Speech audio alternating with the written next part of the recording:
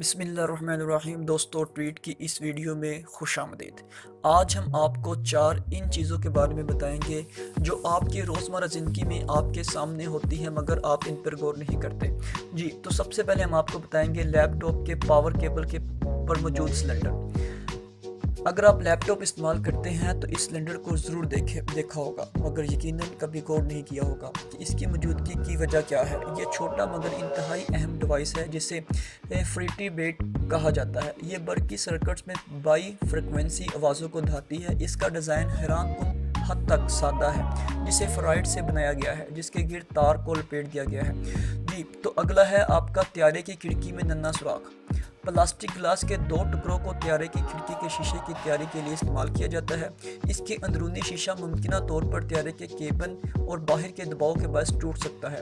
اس میں موجود چھوٹا سا سوراخ ہوا کو دونوں شیشوں اور کیبن کے درمیان ہوا کو گزرنے دیتا ہے، جس سے دباؤ متوازن ہو جاتا ہے اور شیشہ نہیں ٹوٹتا۔ تو تیسرا پوائنٹ ہے قمیض کا اوپری کاج۔ کسی بھی قسم کی مردانہ قمیض میں ہوا اس کے گریبان میں بھی ایک کاج ہوتا ہے جو سیدھا ہونے کی بجائے عمودی ہوتا ہے۔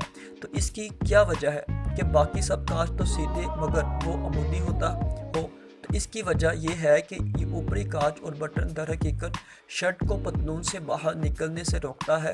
اگر آپ نے یہ بٹن لگا رکھا ہو تو دن بھر میں قمیض باہر نکلنے کا امکان نہیں ہوتا۔ اس کی وجہ یہ ہے کہ اس بٹن لگانے سے قمیض کے اطراف میں دباؤ بڑھتا ہے جو اسے باہر نکالنے سے روکتا ہے۔ آخری پوائنٹ، جوگرز میں اضافی سوراخ۔